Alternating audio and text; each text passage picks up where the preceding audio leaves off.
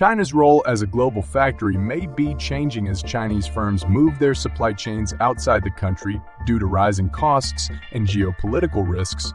While Western countries have been moving production out of China since 2018, Chinese manufacturers are now following suit. Before we get started, don't forget to subscribe to the channel. Thank you. If that wasn't enough, the COVID pandemic revealed other unstable factors. The pandemic has brought the global market to a halt, limiting countries to their own supplies and production.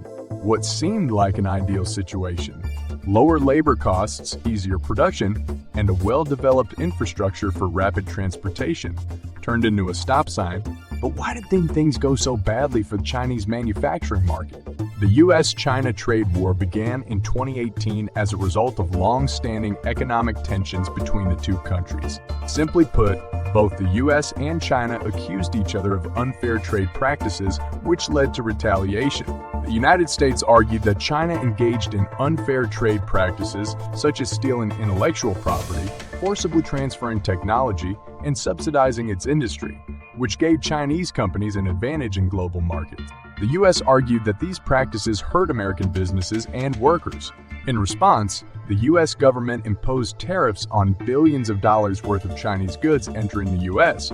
Tariffs are essentially taxes on imported goods, making them more expensive for American consumers.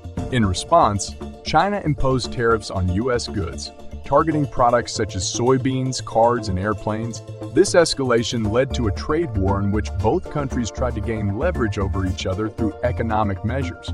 The trade war had a significant impact on the economies of both countries, causing disruptions in global trade and affecting businesses and consumers in both countries.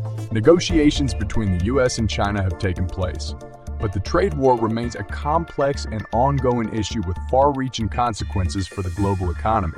Since the pandemic, restrictions have been intensified on both sides, and companies caught up in the feud have suffered terrible losses in terms of supply and demand. And with the changing political crisis in China, even Chinese companies are now winding down their businesses. But the problem is also consumers, of which the greatest variety is in the United States.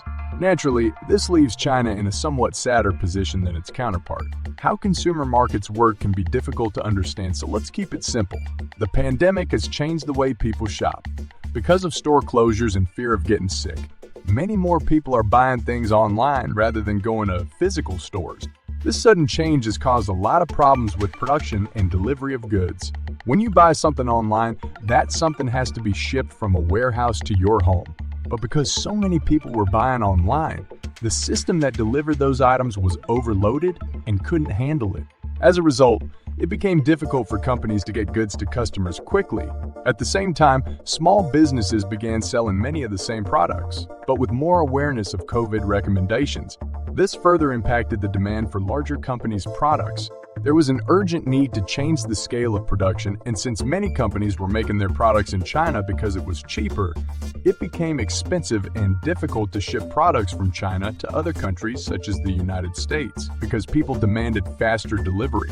Naturally, companies have now started to move from China to lighter shores, a process commonly referred to as reshoring. This way, they can avoid the problems associated with long-distance shipping and make sure they can get their products to customers on time. Since the early 2000s, companies have stopped relying on China alone for production. They are now expanding their production operations to various Southeast Asian countries, including Vietnam, India, Bangladesh, and Thailand. These regions offer lower production costs, favorable labor conditions, more favorable government policies, and infrastructure development, making them attractive to companies looking to optimize their supply chains and remain competitive in the global manufacturing landscape. Vietnam, for example, has become one of the most attractive places to locate production due to lower production costs, a young and growing labor force, and a favorable business environment. The government offers incentives to foreign investors, and the country has expertise in industries such as clothing and solar panels. In addition, Vietnam has fewer COVID-19 restrictions than China, which provides a stable manufacturing environment. Second, India offers cost advantages, lower labor and production costs compared to China and the US. The Make in India initiative aims to position the country as a global manufacturing center and offers incentives to attract investment. Infrastructure development plans, such as building railroads and ports, further enhance the country's attractiveness.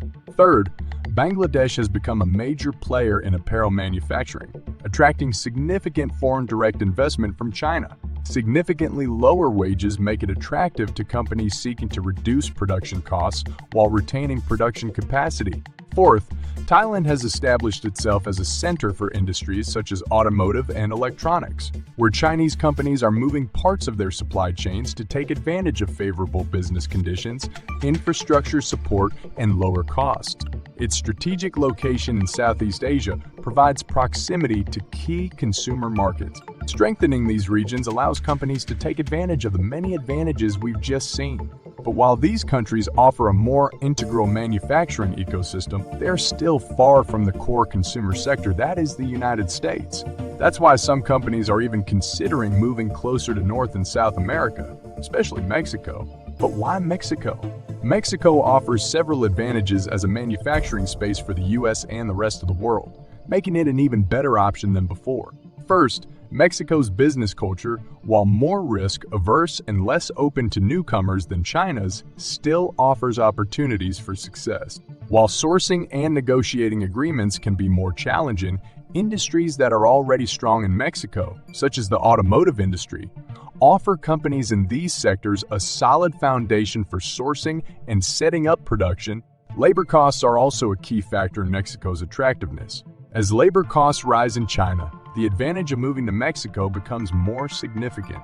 In addition, advances in robotics have reduced the need for manual labor, further leveling the playing field. Mexico offers lower labor costs than the US, making it an attractive option for companies looking to remain cost competitive. Another advantage of moving manufacturing in Mexico is proximity. The close geographic proximity to the U.S. allows for efficient supply chain management and lower transportation costs. The supply chain between Mexico and the U.S. is well established and efficient, ensuring the smooth flow of goods between the two countries.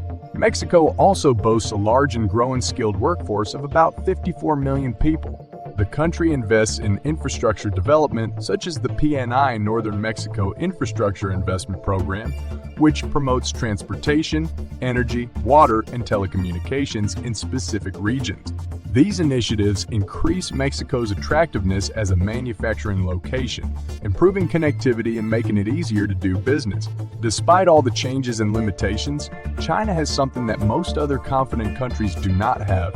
It has managed to create a complex network of manufacturing ecosystems that is second to none. To move manufacturing companies overseas requires moving entire ecosystems, which takes considerable time and money that many companies cannot afford in the new post-pandemic economy. China takes a strategic approach that ensures that the entire manufacturing supply chain is concentrated in the country, resulting in a thoroughly efficient process. China also has a significant global market share, as it imports and processes a significant portion of the world's wool and cotton. This includes a significant amount of cotton sourced from the United States, which accounts for about 35% of global cotton production. China's ability to provide and efficiently manage these resources contributes to its dominance in the manufacturing sector and strengthens its position as a leading player in the global supply chain. As a result, the shift of production out of China will be slow because of the time it takes to develop infrastructure, solve problems, and bureaucracy. But gradual changes are expected by 2024. What do you think about it? Write your opinion in the comments.